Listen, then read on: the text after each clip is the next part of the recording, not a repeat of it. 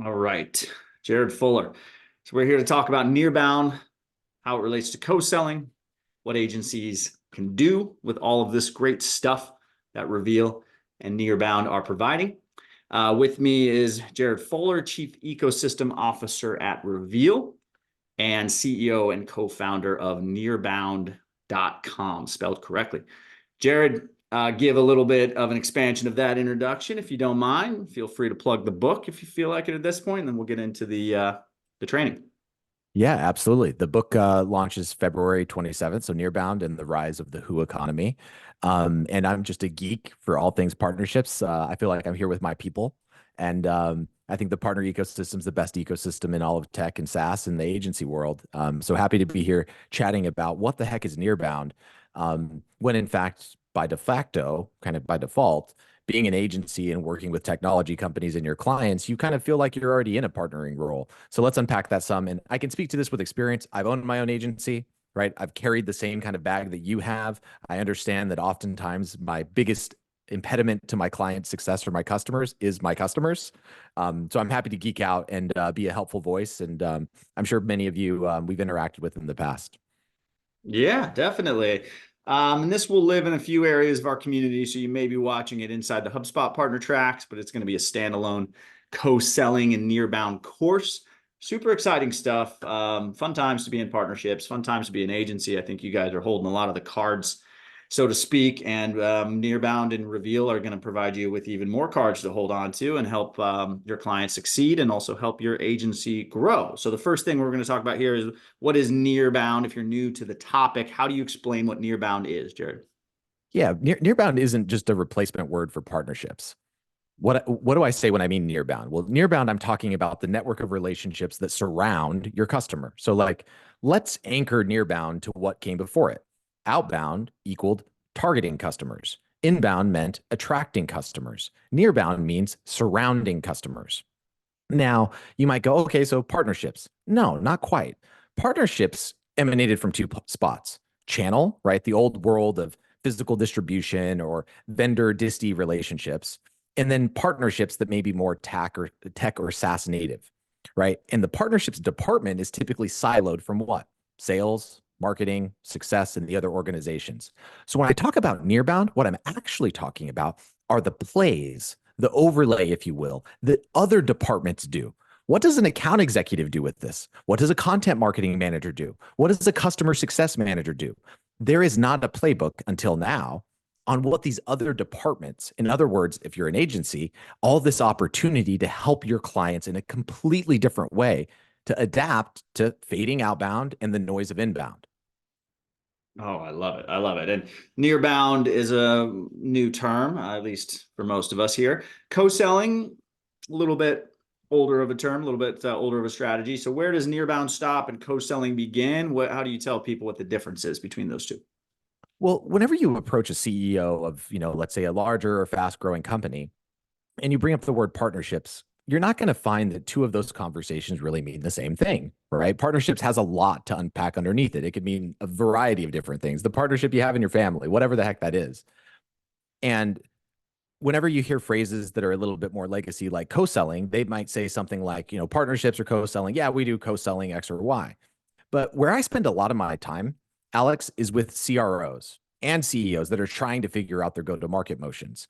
Here's what I can tell you is that CROs unquestionably are not as excited about co-selling as partner people are. Why? Co-selling implies two open opportunities. Are budgets tight right now? Do you want to bring two open opportunities to the table? So when I use Nearbound, I talk about three things that, like the three eyes of Nearbound sales: intel, influence, and intros, right? Plays that are not two open opportunities being jointly pursued. That's not to say that co-selling isn't valuable, but co-selling is like the masterclass version, right? Two companies jointly pursuing an opportunity with two opties. CROs are really skeptical to bring other people and other opportunities into their deals. They're much more open to starting with, hey, you can help me with some intel, I can share some intel, right? Oh, okay, you can influence this, I can influence that. And oftentimes that means there's not two open opportunities. It's your op versus their customer. It's their op versus your customer.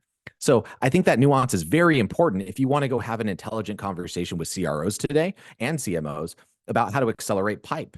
It's not just two open opportunities. And I think co-selling, when you talk to CROs, they think of two open ops. That's important. So yeah, I think if I was an agency watching this, I'd start to kind of make some mental notes, two different sides of this coin here. It's okay, well, do I have the right customer ears for this type of conversation? Am I talking to CROs? Am I talking to CEOs? A lot of software in there, especially a lot of tech companies in there, but other verticals as well. That's one mental track. That's one path. The other side of it is, okay, well, what about my team? What about internally? What Yeah, can for I the do? agency themselves. What can I do to leverage this for my growth? So So that's why this kind of sits separate than the other tracks that you may have. well, right. Here's the thing. If you're an agency and you're working with a, growing or big technology company, what's going to provide you more greenfield opportunity for you to grow your business? Is it their open pipeline or is it their customer base, their install base? And you're talking to two very different teams. If you use the word co-selling, you're inherently attached to the sales team, which only cares about what? New logos. Guess what you've just done? You've attached yourself to a vendor that does not have trust with the very opportunity that you're going after. I think that's why, co-selling, it's not enough. What about nearbound success? Attaching yourself then perhaps to, let's say, accounts that are at risk for renewal, accounts that are targeted for upsell, right? These are customers, and that's not necessarily co-selling, right? And that means you're talking to a different persona at the technology company as an agency. You're trying to get closer to the CSMs, the AMs, ProServe, uh, solutions consultants, solutions engineers, the other department, which they don't use the word co-selling. They have a very different demand and need, which you're great at, right? You're great at helping people. Well, get great at helping the people who help the people that you want. So I think co-selling is like, sure, you want to attach yourself to open opties, but the more that you can put W's on the board with the install base and show that you make an impact on their customers, then of course they're going to want to bring you into open opportunities, and co-selling becomes much more feasible of an activity. Oh, I love it. I love it. So a lot of these examples are related to software companies, tech companies, SaaS. That's where I think this type of routine is most prevalent, but it exists in all sorts of verticals and industries. So let's just talk towards a couple of those, healthcare, maybe some legacy industries, insurance, those kinds of things. So if my agency is specific to manufacturing, for example, or pick whatever, just not tech, not SaaS, not software. Is it a little bit different? Does it apply the exact same way? Are there some nuances there that you've seen? Well, Any? I mean, let's just look at the size of the prize and the size of the pie. Mhm. There's a pipeline and there's an install base. Presumably, your install base is going to be bigger than your pipeline. Otherwise, you're partnering down, Yeah. not partnering up, right? Like I called my podcast when I launched it Partner Up because the whole purpose was to leverage the size and the strength of maybe an ecosystem node to go and win more business than you otherwise could. Like, obviously, as an agency, you do not have the same power as a HubSpot, like inherently, like it's going to be the next $100 billion company, right? Like it's on that trajectory. And as an agency company, yeah, we run profitable, great businesses, we make money, but that's not us. So the install base, I don't care what your industry is, right? That's where you're going to be most ripe to show impact on the business, show how you drive retention or upsell, or even if you're in an industry where there is distribution, sell through, right? To existing accounts where there already is trust. Show that you can leverage that trust and generate more before I think you're trying to tackle the net new business up front. And that's not to say you shouldn't do that. You want to grow, but start in the install base where the size of the pie and the prize is bigger.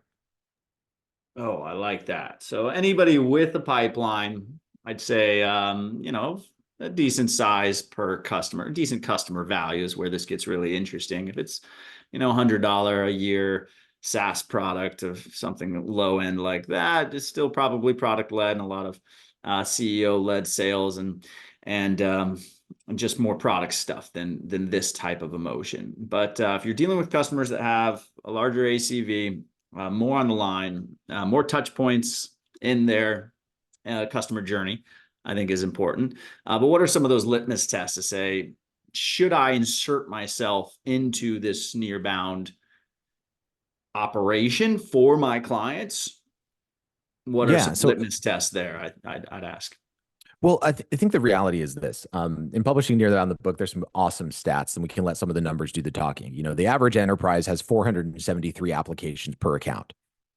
473, right? That's 473 contracts, relationships, and breadth across an organization. But that number is up 172 since 2021. Like, this is growing at a rate that we may not, necessarily understand. And that's just on the software side. That's not counting, their service providers, their contractors, their vendors. Here's my point. Those relationships already exist, whether or not you pay attention to them, right? And how we make purchasing decisions today is not by asking how questions, right? Like, if we're talking to some HubSpot agencies, one of the most prominent tactics as an agency, if was to migrate from, hey, I used to build websites, but now I help my clients drive traffic to those websites as well, like a retainer model. That's a much better business model as an agency than, a one-time service fee, right? Well, guess what consumers are not doing? They're not Googling questions. How do I do this? Why? We're awash in information. AI is only making it worse. What they're doing is they're asking this question: who is helping me? Who has done the thing that I'm trying to do? Who has been to the place I'm trying to go? Who has been to my promised land?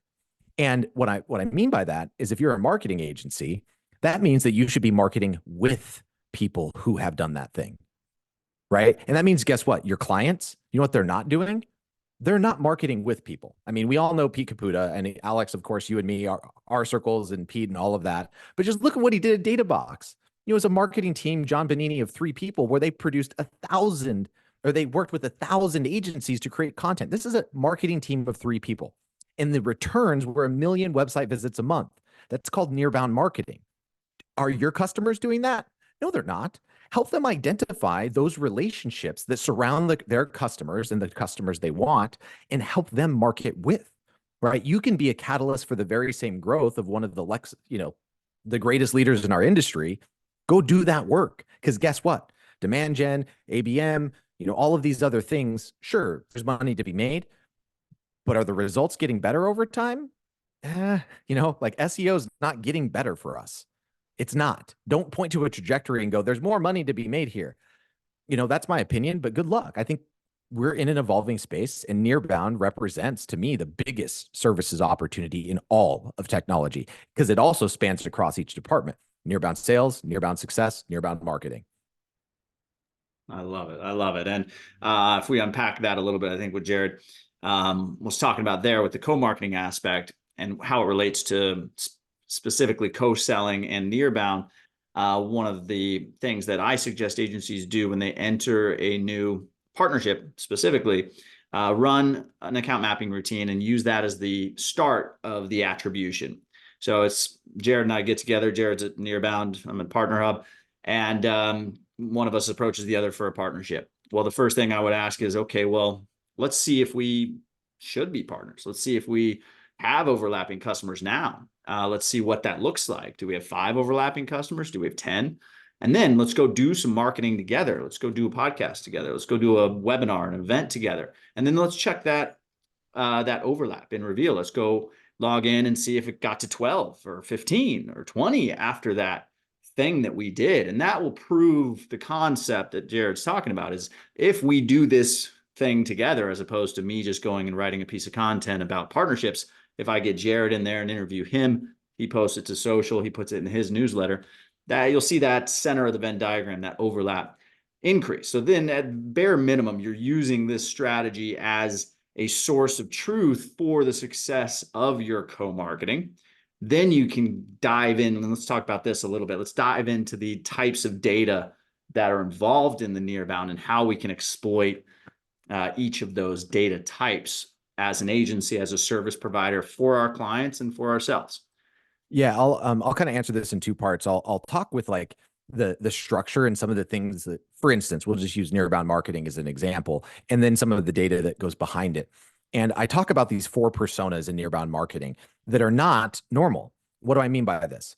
Your job, and I think service opportunity, is to overlay this service on top of what's already happening in marketing. So you mentioned events, emails, ad campaigns, social campaigns, whatever that company's doing.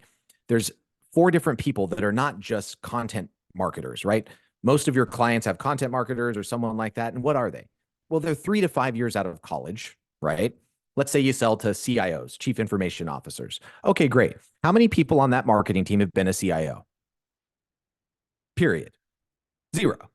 So what gives them the right to go out and be an authoritative thought leader in this space? We don't trust that information. We trust who. So I talk about having a team in place where you can actually go put this in your clients or build it yourself, where you have journalists, content creators, partners, and customers. So for journalists, the job to be done is story finding, right? It's the who. Who are you going out and finding stories with and telling that story? For content creators, the job to be done is story spreading, right? So how do you go out and tell those stories and the who part of that marketing? The job to be done for partners is story connecting, right? To build that more comprehensive fabric, to build not just a piece of content, but a piece of content that brings everyone together. And then lastly, of course, is customers, where the job to be done is story validating. Now, those 4 personas you can overlay into a marketing team very easily. And it represents what? New service dollars, a new methodology. It represents an entirely new layer to layer on top of that existing marketing strategy. And then on the backside, let's talk about some data. You might be going, well, how do I prove this works? Well, the gadfly of demand generation himself, Chris Walker, talks about something that we validated at scale. And I break it down a couple different ways. One simple thing to do is to add to any sign-up spot, an event, a product sign-up, a demo request. Who sent you our way? Right? And it's an open text field. And guess what that does? I'll show you the data. So every month we go through and we analyze this. Over 50%, over 50%, guess what people put in that box? A person or a company name. Guess what Google attribution says? Search, organic, direct. It's all BS. What you get to do then is prove that the very tech that they're spending money on isn't working because of what you've done, right? That the real way that people buy is through people that they trust. Who sent you our way? Put that everywhere. And then send them that report every month. And then guess what you get to do? You say, hey, I brought these journalistic stories in. We connected with these customers or these partners, and they're the ones being referenced by the customer in their own words as to why they signed up. Now, that's on the validation and the data side. Like, hey, here's the proof. You can also set up gong filters, right? Or Clary filters and tags for words like partner, specific names, and have some low-level person audit that, right? How many customer conversations or new pipeline sales demos are referencing the things that you put together? And then on the backside of that, you got the network database, Reveal, right? Where you have all of that network database across all of the partners around your customer or yourself. And that's where you can get a little bit more proactive about building account lists, right? So presumably if you're up market, you're not marketing to just generic, audience. You're trying to market to specific accounts, right? This is a named list. Well, who you market with is going to be dictated by the amount of overlap. You see that there's, 12 pieces of technology that you have a relationship with. Well, if you're trying to help that client, why would you not market with those companies? Why would you not attach them to those campaigns? So all that I'm talking about really when I'm talking about account mapping overlap data is attach.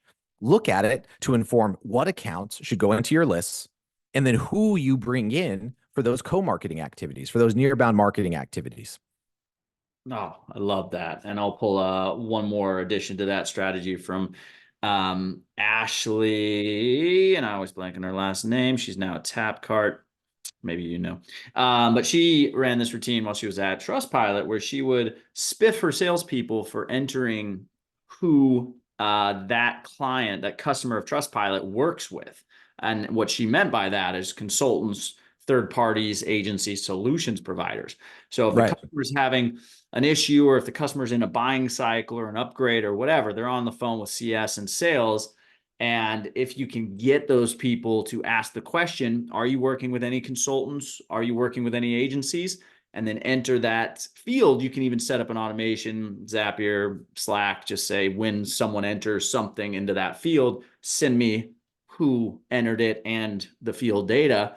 And then, of course, spiffing could be involved. Maybe the CEO mandates it, figure out a way to get it done. She had to spiff, I think was the deal.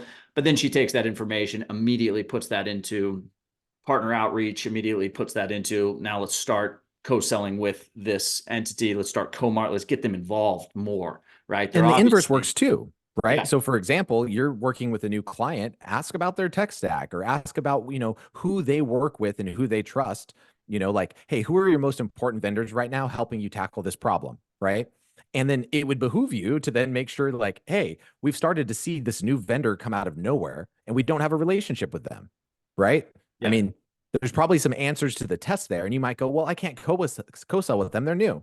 Well, no, you're talking to one of their customers, get some intel, generate trust, generate influence, and then maybe you can get an intro to a new contact that you weren't talking to, yeah, right? Maybe it's let's say demand generation that you're talking to, but come to find out that marketing operations or rev ops are the ones that make all the calls, right? And you're not talking to that department. You didn't have that intel and you don't have that influence. So yeah. not only can you do that to better drive your own sales process internally, but guess what you can do?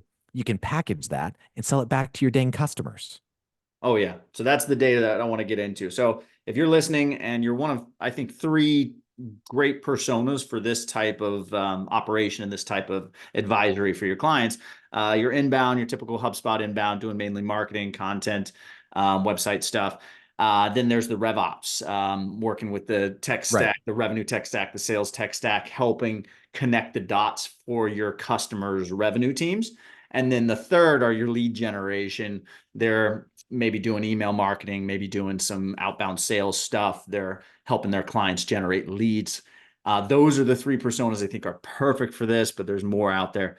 But if you're looking at it from the inbound, let's talk about the inbound agencies doing marketing stuff. I think we hit on run the attribution, get the data, and then use that in your marketing campaigns. I'm thinking account-based marketing. If you can gather up a whole bunch of company contacts that are on the peripheral, maybe even some overlap, and run an account-based strategy on top of those, Yeah. that is one We'll thing. help, Anything I'll else on help the unpack inbound that a side? little bit. Yeah. So let's get specific about some nearbound marketing from a data up perspective. The first rule of sales, of course, is nobody cares about your product; they care about themselves. But the second rule is target accounts and sell to people. Okay, so what accounts, what people? There's exercises that happen every quarter or year or whenever where that target list or wish list or whatever it is should or is being created. Okay, what goes into that? It's typically some definition of ICP, which defaults to what? Probably firmographic data, so data about the company, and then let's say maybe demographic data about the personas or roles. And then obviously in inbound, what you're doing is you're using signals from, let's say, website visits or signups or social engagement or any of these different things to, let's say, prioritize those accounts. Because your job in marketing is that some seller is supposed to call someone. Who do they call? Right? What accounts? Right? So you're prioritizing that rep has 100 accounts. You're saying, hey, these 10 call today. Why? Because of this activity that happened yesterday. Okay, great. Well, come to find out in those lists, the macro list that you're building, and then in the small list that you're building for each rep or being delivered automatically, there's a network of relationships that surround these people, right? So there's other ISVs, consultants, vendors. That target list is, in that data is changing every day. Let me give you a perfect example. Let's say, for example, a company just bought two pieces of software in a tangential space. If that was at the bottom of your list, should it now not be at the top? Well, it's 2024. Budgets are a little tight. That's that's buyer intent. There is money being spent, right? I'm going to prioritize that account. They're spending on a problem in our space. Should that rep know about it? And should it be at the bottom of her pile or at the top of her pile? It should be at the top of her pile if they just bought two pieces of tech in the past week. Conversely, if there's churn opportunities, et cetera. But that's on the firmographic side and intent. Well, what about the demographic side and people? Well, the other thing that you can get with account mapping data is what? Roles, actual personas. So you can actually go into a 360 view and let's say sit down with the marketing team and take a look at what departments are they selling into, right? And then even one layer deeper, this is crazy data. Like you've never seen this before. It completely changed how I think about go to market. You can actually even see deal influencers. What personas, and I mean titles, were attached to opportunities where they won. Like, this is stuff that you never get absent an actual conversation. So if you can have that data up front, you can prioritize your account list that you're marketing to, who you're marketing with, and then your sellers can prioritize accounts on who they're reaching out to. And then even more so, well, what other companies do I need to connect with to reach the decision maker or the deal influencers that I'm not talking to? Because I have a peon on my site. I have a content marketing manager. And the reality is the buyer looks to me like it's all in the RevOps department. Oh, yeah. And I remember, and some of you, most of you, maybe even doing this if you're on the inbound side, if you're running any performance digital, maybe you share a Facebook business manager account with your clients or with your partners, and then you're getting access to that data that they've already warmed up. So this could work in retargeting. It could work in account-based marketing. Create that content with your clients and their partners. You're the one doing all the design, all the copywriting, maybe landing pages. You're running performance campaigns at that. What we're suggesting is package up the Nearbound data using Reveal, help your clients get involved in that, then create the content, but just don't create the content and the landing pages just with your client, but ask about the partners, find that CRM data, Bingo. who they're working with, bring them into that work, right? That So, strategy. so Alex, you and I probably both heard this from Pete, but I've heard you like evangelize it probably more than anyone. So I associate you with this phrase just as much, which is, make them famous, right? Podcast show. You've had a ton of stuff about make them famous. Well, that's like are your partners, if you're an agency, are your partners really good at making the other people famous, like their partners famous? No, they suck at it. And I know that you're complaining about it, like, hey, they don't make me famous enough. Well, guess what? That's an opportunity to help them get good at it, help them make other people famous, and their content's going to have more reach, right? Everything that you do with them. And then it becomes a reflection back to you like, oh, this agency partner is really good at helping us make, our network famous, which is driving more demand, creating more demand. And then guess what happens? They start to do it with you too, right? You get to actually insert yourself into that conversation. So I love the point. Yeah, and that goes to the other side of this, which is agency growth. Yes, you want to help your clients. You want to be that agency that gave them not only the idea to use this strategy for growth and go to market, but also the implementation expert, also the agency that's going to help actionable put action behind the data, help make sure that you're not just kind of dipping your toe in the water, seeing what's out there and then going back to old school stuff, but you're really pushing it through. And I think that's where the RevOps agencies will come in and say, okay, well, we need that CRM field there. We need that to connect to here. We need to make sure Reveal and HubSpot are integrated. We need to make sure that sales knows what they need to do. So let's talk a little bit about that. So if I'm a RevOps agency, I'm selling to the CRO and VP of sales, I'm in that tech stack all day long. What are some of the things I can do for my clients to make sure they're leveraging this strategy? Yeah. So, I mean, let's go to the rhythm of the business. To me, probably my favorite chapter of the book is called the Nearbound Rhythm of the Business, which is what? Well, sales teams have a cadence, right? And culture is what you promote and what you tolerate, and the cadences and rituals that enforce them. So every year there's sales kickoff, every quarter there's QBRs, there's probably account refreshes, and things are assigned to sellers, right? So how are those lists comprised, right? So using partner intent data and how many relationships surround those accounts should be prioritized. I call that making your Nearbound account list, right? So like if outbound and inbound are struggling to get them to 100% of the number, come up with that partner attached number. Hey, we need to get 20%, 30% of our opties from and with partners. Okay, what does that mean? This is math, not magic. We're not pulling rabbits out of a hat. If a seller has 100 accounts and they need 20%, 30% partner attached, what does that mean? The 20 or 30 of those accounts should be Nearbound accounts. Okay, great. Now we have that list. Well, what do I do? Right? So instead of looking at it, I think where a lot of people screw up with account mapping data, Alex, is they look at it from a per partner perspective. So they'll pull up a partner's account and go, hey, what accounts do you have? What accounts do I have? Reps don't do that. Account executives don't do that. Partner managers do. What do account executives do? Well, they look at their accounts. So there's this great view called a 360 view. So it's a rep, and I'm looking at my 100 accounts. And you can sort that list by the number of partner overlap of current customers or open opties, strength of the relationship, how many contacts they have in common versus not, right? So if you're targeting accounts and selling to people, you can then go, okay, here's the top 20 that have the most partner overlap, that have the most relationships, that have the most influence. Great. Then here's the next thing that you can do. Well, every day, what are they doing? Well, they're presumably sending emails, right? They're making calls. They're trying to get meetings with these accounts. Okay. So you're saying that reps know how to send emails. I would sure hope so, right? How do they get those meetings booked otherwise? Well, they go to website, they go to LinkedIn, and they do what? They pull something like, hey, saw you went to UNC Chapel Hill, like go Tar Heels, or whatever the heck it is, something stupid.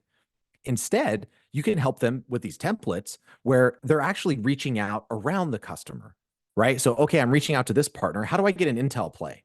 Hey, I'm reaching out with X, Y, and Z. We have this integration of X. Saw they bought last quarter, right? Um, Here's my value hypothesis. Am I hitting the mark, right? Or am I reaching out to the right person? You can get influence to get someone to set a to attend a meeting or get an intro to a net new contact. So I think it goes from the planning of accounts, they hit the reps books, prioritizing those accounts, and then the actual plays. What do reps do whenever that list is in front of them? And there's a litany of data and plays that can go behind it. Definitely check out the book. There's all outlined in there, but that's at a high level. RevOps up every year, every quarter, every month, week, day. There are plays that direct sellers should be running using this motion. Now that you mentioned that, I think we should definitely have a section of this course with links to those plays, where to get them, because yeah, that is where the rubber meets the road. It's not enough to just have the signals and have the data, but you have to know what to do with it. And there's even one resource real quick, Nearbound Sales Blueprint. If you just Google Nearbound Sales Blueprint, it's all free out there. And there's tons of email templates that you can steal and repurpose for that work. I spend probably half my time, Alex, writing emails for other people. I love Like it. that's at the end of the day, that's part of the job of Nearbound, is like making it easy for other people to help you. And as an agency, guess who really sucks at that? Your clients' account executives, right? Yes. They Yes, do. fortunately. So if we kind of go top to bottom one more time real quick, and I'll try to summarize as succinct as I can, but it's okay. Well, you're the RevOps agency. You're going to button everything up. You're going to make sure that the reps have the right views, have the right data, have the right signals.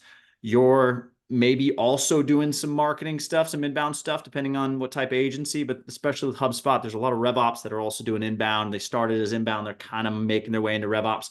Right. Or vice versa. But either way, maybe you have a partner that is the agency that's advising the marketing team. Well, that data needs to get to marketing, and that's where the seeding of the ground for your reps comes. And it's not just, let's talk about how great our product is, but let's talk about this better together story with that technology that is surfacing over and over again, that we have 10 partner accounts that just showed up using that technology that got bought by the CIO. And let's make sure marketing is hitting those CIO accounts with the right better together content. And if you do this really well, what you're creating is almost like FOMO plus guilty by association type marketing strategy, where it's like your end all prospect doesn't know really how close of a relationship you have with that company. They don't know enough about it.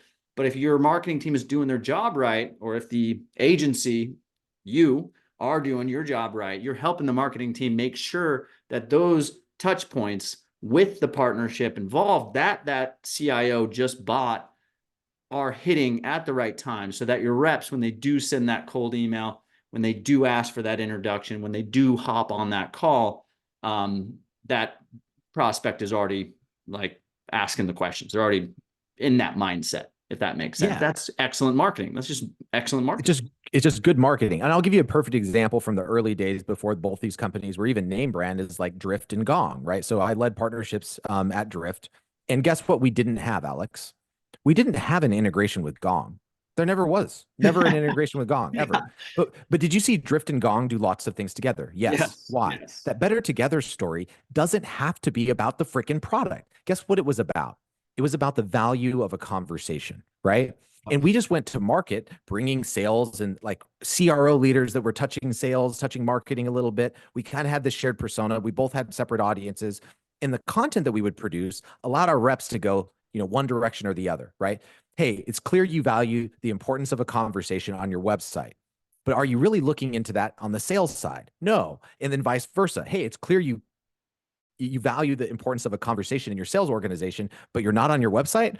Like, it was really that simple for us to be able to leverage each other's stuff and have a vision, right? A strategic vision of a world where conversations were the most important missing piece of the GTM tech stack, because they were. This was not something that you had democratized access to in 2018. And that created tons of marketing where we both grew better together. And it doesn't have to be about an integration per se. It's a shared vision of a better place and getting more voices that are an authority in that space around your customer. And you're going to generate more leads. You're going to have better data to back it up. Your unit economics are going to be better. It's just good marketing in 2024. I love it. And there was a third persona in there that lead generation agencies, I think, are a little bit fewer in this course at least. But if you are a lead generation agency, I think you're probably seeing and understanding where this affects your client's business and where it could drive huge numbers for your clients. So make sure that you're going in and at least uncovering that data, making sure that there is not just here's my client, here's what they're great at, but here's Jared talking about how he worked with my client in this way. And those social posts are getting out there. The cold messages are including the partner that the buyer already trusts. And in a simple, not analogy, but a simple just visual, it's instead of trying to hike up that hill and climb over that mountain with SEO and content and brand impressions and G2 crowd reviews and all that crap, you're just going to jump over that mountain by getting with the buyers and the customers and the partners that are already in that market on the other side of the mountain. And you're going to save yourself a lot of time, energy. You're going to help your clients be more efficient with marketing, with revenue operations, with lead generation. Yeah. And just using the data that allows you to dictate the strategy. So I don't care if you're not a lead generation agency, right? If you're RevOps or whatever, you're basically surfacing and providing strategic opportunities for high margin, high value consulting, right? Like Max Trailer is a buddy of mine and he's coached tons of agencies and he talks often about why you need to sell strategy. Well, like these are data backed strategies for advising your clients. Hey, I noticed that here's what's coming in on inbound and here's what's happening with the reps, right? If you're just doing the tech and the tools and that's all that you're doing, but you're not making recommendations based on that data, you're leaving the margin on the table. The margin is in the strategy. That's your best intellectual property. So being able to go and say, hey, Drift, what we're seeing is that in the best accounts, they're using Gong. You're doing nothing with them. Here's a strategic narrative that you should go to market and attach and do X, Y, Z across the events, or campaigns or like white papers on the value of a conversation, do some study. That's kind of my point, is that that's the opportunity for the agency, is to use the data up to inform what's happening at the top of the funnel with marketing and then instruct rep behavior on what's actually happening in the field. Biggest margin opportunity of right now this year is Nearbound strategy. And I think agencies are well positioned to go out and do that, whether you're RevOps, whether you're inbound, whether you're lead gen. There's tons of opportunity there. Yeah. And help partner A get a better campaign executed by involving your partner B, and you're in the middle of that. It also speaks to retention. If you have client A working with partner A, that's good. But client A working with partner A and working with partner B, who are both sending the client back to you when they have an issue, and you've got that, we call it a circle, but it's a retention strategy. So if nothing else, make sure that you are at least either helping your client understand what to do with all of this, or getting with a partner that maybe has a little bit better of a conversation with the right teams around this, but make sure everything points back to you for a reason in this, and figure out where you sit in this whole Nearbound strategy. I'm sure there's a seat for you. You just got to kind of look at your operations and your clients and have some conversations. Obviously, reach out to the Reveal team. Let's talk about that before we end, Jared. What does the Reveal team do with and for agency solution partners related to partnerships with Reveal, of course, but also with relation to getting set up, started, maybe even throw in some pricing on accounts. I know you guys have a free account too. Let's talk about that as we close. Yeah. So first off, Jared Fuller, JaredFuller. Hit me up on LinkedIn. I'm a geek for this stuff. So happy to be helpful. You know, we swim in similar watering holes, been partnering with HubSpot since before they even had APIs, as many have.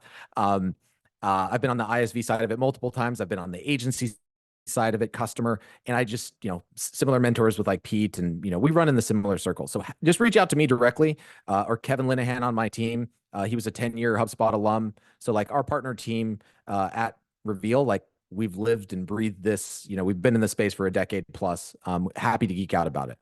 What we've been helping some partners do is actually build their first Nearbound offerings. And here's the cool part is that, like, I don't have a professional services org, right? I'm not building this out. So what we're trying to do is actually productize services and strategy dollars inside and with partners, depending on where they're at. So from data up, from CRM to marketing automation to down into sales plays, just like I talked about. And the cool part is I actually have some intellectual property on this, right? Like I have the largest collection of, content on the internet on how to execute these plays. So I'm not just coming at you and saying, hey, go figure this out. I'm going to give you some playbooks.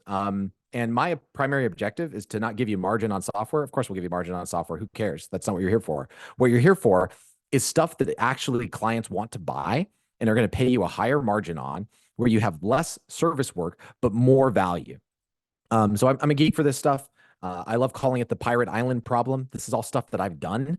So like when I'm helping an agency, I'm talking about something that works. I've been to Pirate Island, and I can be a cartographer and help you map your path to that next big service offering that you're trying to get inside of your clients, where the previous ones, it seems like your margin's diminishing, or the likelihood that they're going to renew is like getting tougher. So happy to geek out on that.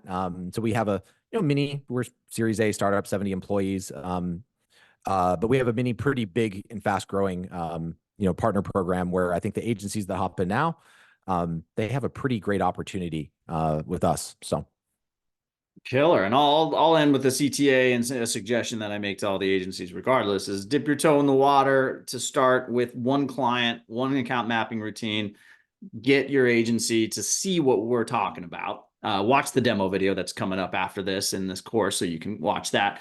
But sign up, find an account, a client that's open to this, start the account mapping routine, search through the marketplace. There's other potential clients of yours, potential partners of yours already in there.